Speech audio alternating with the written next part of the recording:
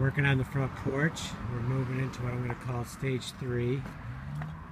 One, we repaired the corner. We now have 3 connected from the porch back to the main post.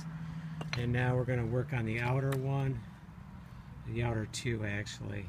So we moved the brace over, so we still have bracing this roof. And you can see the damage here, really bad. It's like a 6x6, pretty much rotted out. So we have lots of replacing to do here. I think if we cut far enough back on this one, we'll have good wood, which we can then build outwards. This one I have no idea how far back we have to go, but it might be a ways.